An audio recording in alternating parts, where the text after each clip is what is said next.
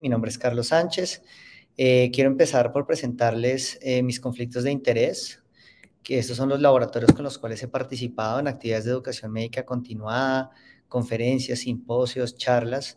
Sin embargo, todo lo que les voy a mostrar está basado fundamentalmente en las guías de práctica clínica, en la evidencia científica, en los datos que tenemos, y no considero que ninguno de estas actividades influya en mi presentación que viene a continuación.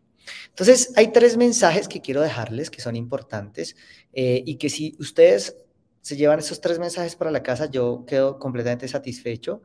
El primero es que no existen pacientes diabéticos de bajo riesgo y el doctor Figueroa mencionó algo al respecto en su presentación previa y esto es bien importante que lo tengan en cuenta. Segundo, no hay escalas de riesgo cardiovascular adecuadamente validadas en Colombia y esto es importante porque esto genera una limitante a la hora de estratificar el riesgo cardiovascular en pacientes diabéticos.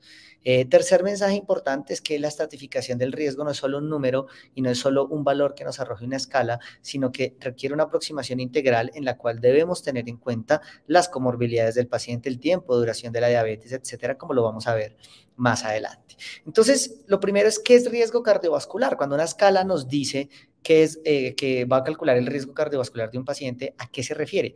Porque hay escalas que nos hablan del riesgo de eventos cardiovasculares mayores a 10 años, el MACE, riesgo de eventos cardiovasculares mayores en tiempo de vida, riesgo de eventos coronarios mayores más revascularización o riesgo de eventos cardiovasculares mayores más falla cardíaca. Entonces, fíjense que dependiendo de lo que yo quiera saber, pues utilizaré una escala o no. Entonces, estas son las principales escalas de riesgo cardiovascular en población general. Miren que tenemos la escala de la ecuación de Cortes agrupada, que es la de AHA, Framingham con enfermedad cardiovascular total, el score europeo, ahora acaban de desarrollar el score 2, tenemos Q-Risk, Assign, entonces fíjense que hay muchas, cada una de estas son las variables predictoras del riesgo en cada escala, ahí lo pueden ver a modo de resumen, y esto es lo que predicen. Entonces, fíjense, por ejemplo, que hay escalas que predicen eventos ateroscleróticos fatales y no fatales. Por ejemplo, está infarto fatal o no fatal, que es el Framingham clásico, el Framingham de infarto agudo del miocardio. Entonces, dependiendo de la escala que uno utilice, tendrá una predicción y tendrá unas variables que hacen parte de esa predicción. Fíjense que en este caso, diabetes es una variable que en general utilizan gran parte de las escalas como predictor, pero los desenlaces no están plenamente ajustados para el paciente diabético. Entonces, ¿cuándo resulta útil calcular el riesgo cardiovascular? Entonces, ¿cuándo es importante? ¿Qué nos dice AHA? Nos dice, puede ser útil para definir iniciar algún medicamento a un paciente. Entonces, en ese caso hablamos de estatinas, hablamos de antihipertensivos y en algunos casos hablamos de aspirina, que cada vez se utiliza menos en prevención primaria. También sirve para definir metas de tratamiento. Entonces, ¿a qué valor de colesterol quiero llegar? ¿A qué valor de presión arterial debo llegar con mi paciente? Para eso serviría calcular el riesgo cardiovascular. Entonces, en presión arterial, los norteamericanos han fijado un umbral en que pacientes mayores a 10% son pacientes que deben ser tratados más agresivamente de su presión arterial, pacientes con valores de presión arterial menores al 10% son pacientes en los cuales, por ejemplo, en fases iniciales se puede dar un tratamiento no farmacológico, y en colesterol se ha clasificado el riesgo entre 4 categorías, menos de 5%, 5 a 7.5%, 7 y 5 a 20 y más de 20. Esto, insisto, es para población general. Entonces ya les voy a explicar un poquito más el tema específico en diabetes. Entonces, en Colombia, ¿qué hay? Si no existen escalas adecuadamente validadas, tenemos este estudio del 2014, la revista colombiana de cardiología, donde validaron Framingham y Procam. Digamos que este estudio es importante, es un estudio valioso, tiene una limitación y es que es un estudio hecho en un solo centro, luego la inferencia a toda la población colombiana es difícil desde el punto de vista epidemiológico, pero básicamente encontró que la escala Framingham tendía a sobreestimar el riesgo cardiovascular, mientras que Procam ofrecía un mayor rendimiento diagnóstico y era un predictor de desenlaces fuertes, digamos, mejor que Framingham. Ellos luego algunos de los autores de este primer artículo luego hacen este en el cual evalúan la concordancia entre los modelos SCORE y Framingham con la ecuación AHA-SCBD y encuentran algo muy importante y es que 21.4% de los pacientes tenían clasificaciones distintas si yo usaba Framingham versus si utilizaba AHA.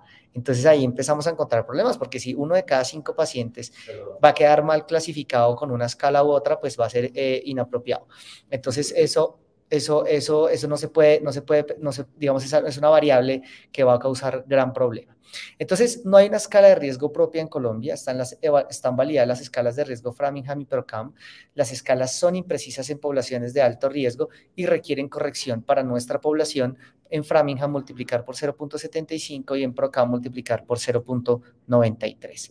Ahora sí, centrémonos en el paciente diabético, porque cuando hablamos de riesgo cardiovascular tenemos que hablar inicialmente pues, de toda la población de prevención primaria, que es donde utilizamos las escalas de riesgo cardiovascular. Lo primero que hay que decir es que no aplica lo que aplica para la población general, y es que con el riesgo cardiovascular yo defino el inicio o no de estatinas. ¿Por qué? Porque la guía de la AJA dice que hay pacientes a los cuales hay que darles estatinas sí o sí. Pacientes de prevención secundaria que han tenido eventos cardiovasculares, pacientes con LDL mayor a 190, que requieren estatina de alta intensidad, y acá, pacientes diabéticos entre 40 y 75 años. Yo, sin necesidad de calcular el riesgo cardiovascular, sé que a este paciente hay que darle tratamiento con estatinas. La diferencia está en que, de acuerdo al cálculo del riesgo cardiovascular, si es alto le doy alta intensidad, y si no es alto le podría dar moderada intensidad de acuerdo a lo que dicen los norteamericanos. Y en pacientes entre 40 y 75 años no diabéticos es donde haríamos el cálculo para definir si vale la pena o no iniciar estatina. Entonces, acá hay una primera diferencia entre el paciente diabético y el paciente de prevención primaria que no es diabético, y es que la indicación del uso de estatina es generalizada, es universal para todos los pacientes, ¿de acuerdo? Hay una escala de riesgo especialmente hecha para pacientes diabéticos, que es la escala UKPDS, que por muchos años se ha utilizado para predecir el riesgo de eventos cardiovasculares en población diabética, pero ya hoy por hoy, digamos, si bien es utilizada, les voy a mostrar algunos datos distintos de lo que nos recomienda la Sociedad Europea de Cardiología. Entonces, primer mensaje en pacientes diabéticos. Habíamos dicho que no existían pacientes diabéticos de bajo riesgo. Miren ustedes que tenemos pacientes de riesgo moderado, riesgo alto o riesgo muy alto. ¿De acuerdo? ¿Cuál será un paciente de riesgo moderado? Un paciente con diabetes bien controlada, de menos de 10 años de diagnóstico y que no tenga daño a órgano blanco. Ese paciente, pues en principio no necesita ninguna intervención. Acuérdense que todo paciente diabético va con estatina. Si el paciente tiene un riesgo alto, que será un paciente con daño a órgano blanco, ¿cierto? Pero que no, pero ojo con esto, paciente con diabetes mellitus sin enfermedad cardiovascular aterosclerótica o daño a órgano blanco severo, pero puede tener algún compromiso ya subclínico de daño a órgano blanco. Este paciente es de alto riesgo y yo ahí puedo calcular el riesgo cardiovascular con una escala, un modelo que se llama ADVANCE, que ya vamos a precisar. Si el paciente es de muy alto riesgo, que será paciente con enfermedad cardiovascular aterosclerótica o daño severo a órgano blanco, que será pacientes con proteinurias importantes, con enfermedad renal significativa, con enfermedad microvascular en al menos 3 sitios distintos, este paciente yo también le puedo calcular el riesgo residual. Entonces, fíjense que empecemos por decir que establecer el riesgo del paciente diabético dependerá de criterios clínicos, el tiempo de evolución de la diabetes y la presencia o no de enfermedad aterosclerótica y daño a órgano blanco. Una vez yo haya clasificado al paciente el riesgo, puedo hacer cálculos adicionales para definir hasta dónde llevar las metas de tratamiento. Esta es la escala ADVANCE, está citada en este artículo European Journal of Cardiovascular Prevention and Rehabilitation, y es importante que lo tengan en cuenta porque va por pasos.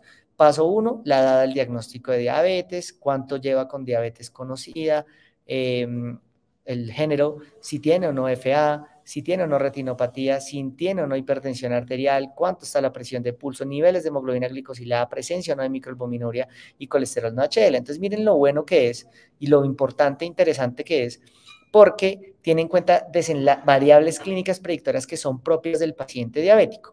Entonces, lo que hace usted es que suma los puntos de cada uno de estos pasos y al final le dice el riesgo que tiene el paciente a 4 años de presentar eventos cardiovasculares mayores.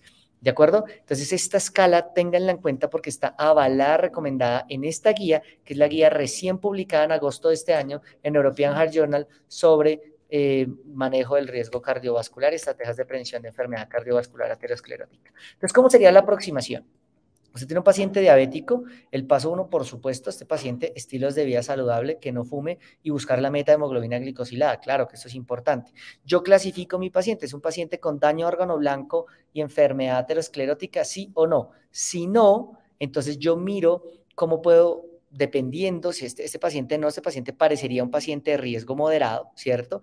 Entonces en este paciente yo miro si están metas de presión arterial y si están metas de LDL, probablemente una meta de LDL menor a 100. ¿cierto? Si es un paciente que tiene enfermedad cardiovascular arteriosclerótica o daño a órgano blanco, entonces este paciente busco también controlar la meta de presión arterial, la meta de LDL y definir si se beneficia de tratamientos, estrategias farmacológicas dirigidas específicamente a reducir el riesgo cardiovascular, como el uso de ciertos agentes antitrombóticos o el uso de SGLT2. Continuando con este mismo algoritmo, yo puedo en mi paciente de riesgo moderado, si le calculé el score advance y el paciente tiene un riesgo alto, llevarlo a metas más estrictas de colesterol LDL por debajo de 70 y definir el inicio de agentes que sean especialmente enfocados en reducir el riesgo. O en el paciente de alto riesgo o el paciente que tiene enfermedad cardiovascular aterosclerótica o que tiene daño a órgano blanco, en ese paciente también calcular el score advance y si le da alto, llevarlo a una meta de LDL por debajo de 55, una meta de presión arterial sistólica por debajo de 130, utilizando agentes que reducen el riesgo, especialmente en pacientes diabéticos como ISGLT2 o GLP-1, y combinar con estrategias adicionales como la doble antiagregación o el uso de rivaroxabana a dosis bajas o el uso de colchicina, terapia antiinflamatoria, que ha mostrado reducción del riesgo residual en estos pacientes. Entonces, fíjense que la estratificación del riesgo depende de, primero, establecer a qué categoría de riesgo pertenece el paciente con variables clínicas y luego refinar el cálculo del riesgo con la escala Advance. Entonces, eso era lo que les iba a mostrar. Muchas gracias.